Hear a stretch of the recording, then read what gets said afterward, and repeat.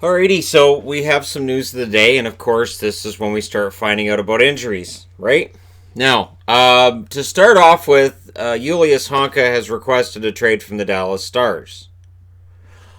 Rumor had it the Dallas Stars were trying to trade Honka not that long ago, so I'm guessing he goes to Jim Nill and says, "Hey, I'd like to leave," and Nill goes, "Yeah, we'd like to make that happen too."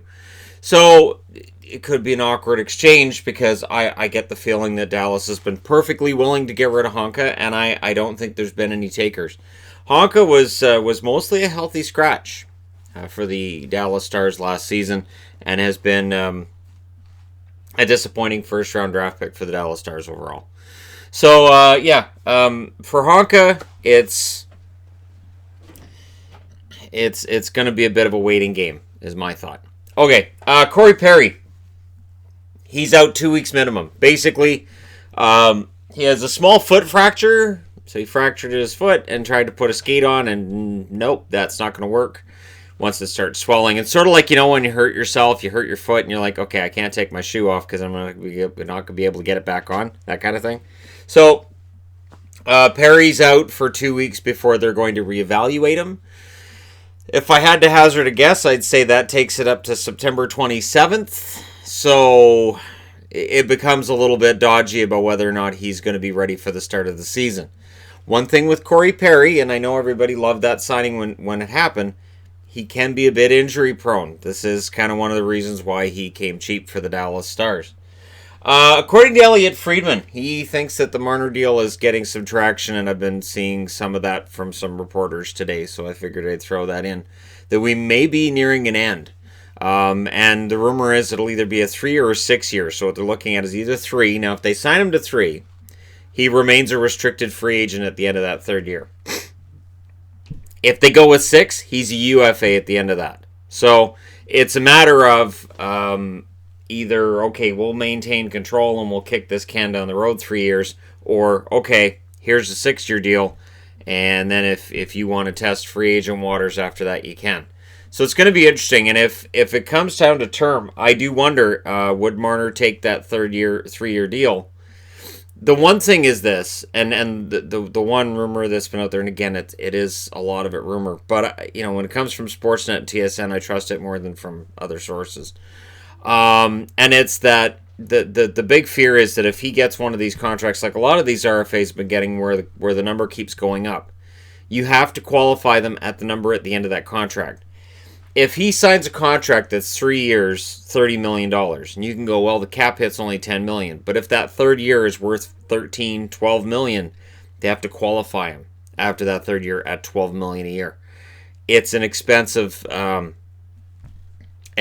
contract at that point, so that may very well be where things lie. It's interesting, and I wanted to talk about this in this terms as well. So with Colorado and Vancouver, so I'm speaking of Rantanen and Besser, the word that keeps coming out, whether you're reading through on Sportsnet or TSN, is internal salary structures. So we have our league salary cap, and we all sit around and go, okay, so Matthews makes this much, McDavid makes this much. Well, this guy should be worth this amount. Teams have their own internal salary cap, where they say, okay, this player makes this amount of money. We know what the cap is. We know what guys are making elsewhere. But for this team, we don't want to be paying that player X amount of dollars, because then it seems more like it's an insult to that one. And like with Colorado, you could give Rantanen $10 million a year and keep him, but then how much more is he making than McKinnon? So the idea is they don't want to be paying him so much more money than Nathan McKinnon. And with Besser, it may very well be, and this is rumor, is that, and again, it's rumor, that Benning may very well be looking at what Pettersson's going to want and saying, if we give Besser $7 or $8 million, then Pettersson's going to cost us potentially $10 million plus. So that may very well be what's holding up some of these negotiations, is that we have an internal structure with certain teams. Calgary's another one that with Tkachuk, they might be looking at Gaudreau, at Monahan, and saying these guys make X amount of dollars, so Tkachuk is worth this. So we'll see how this plays out over the next week or two. Dustin Byfuglien's been granted a personal leave by the Jets. They are not talking about it. So it's definitely, I would think it's something family related, and My thoughts go out to him on this one, and I hope everything's okay, but if they're granting him a leave and they're not talking about it, I get nervous because that's usually a bad sign. So for Byfuglien, he's off, and they've said there's nothing sinister is what the words they used. There's no big drama with this. It's just he had to leave the team for personal reasons right now. Sad news out of Edmonton as well. Kyle Brodziak's career is over. He's done.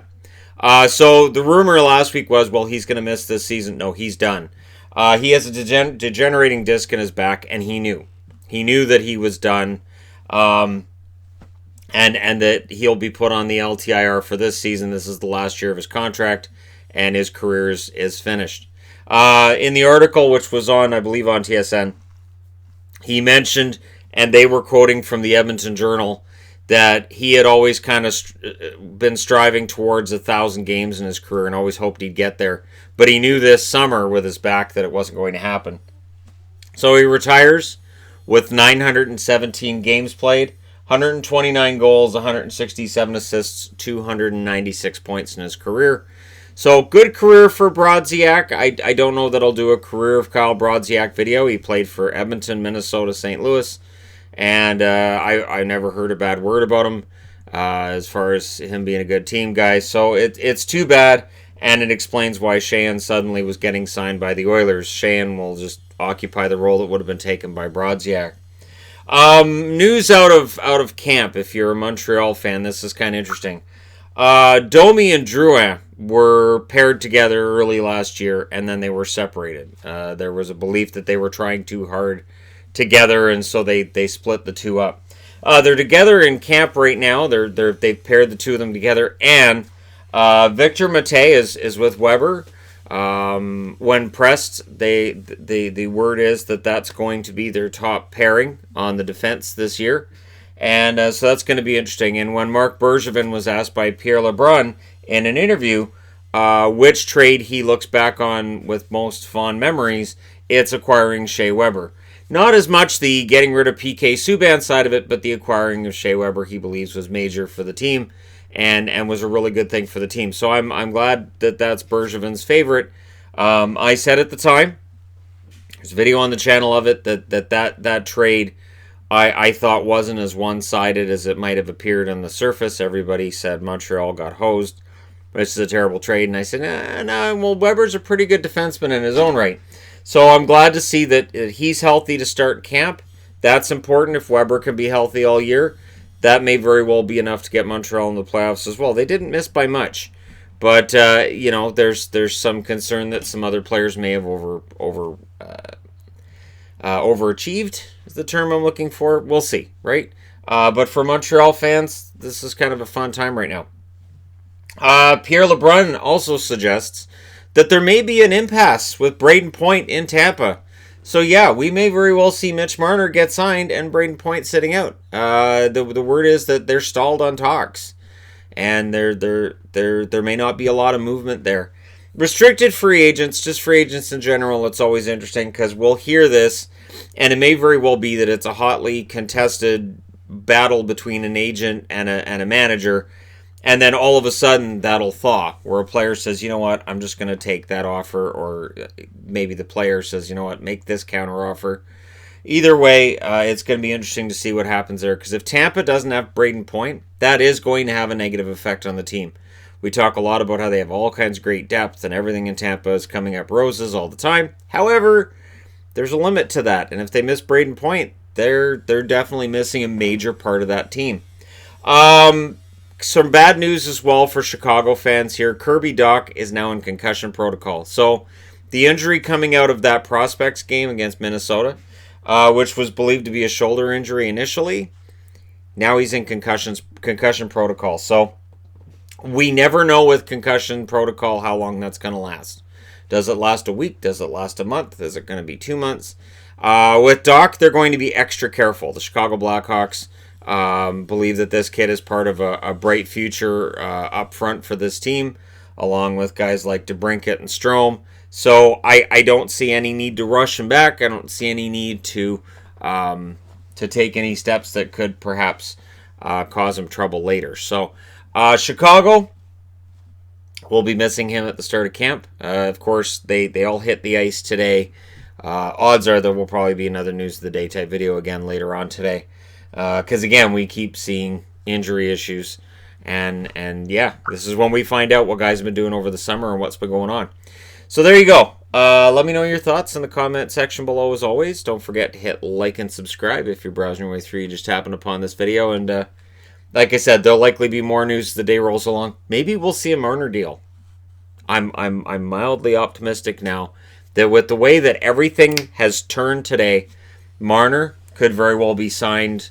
I would think maybe this weekend, and maybe this whole thing gets finished. Maybe the start of training camp made Mitch say, you know what, I've got to get out there. I can't have the same thing happen to me that happened to Nylander last year. Yes, Nylander got his money, but the cautionary tale with Nylander is it can lead to a poor season because you haven't been playing and you're not with it, and you may not catch up. So guys may very well be looking, going, oh, well, Nylander got it. He got what he wanted, but they may be looking at it from the other angle as well. Let me know what you guys think in the comment section below. Do you think all the RFAs start falling? We got Provorov signed yesterday.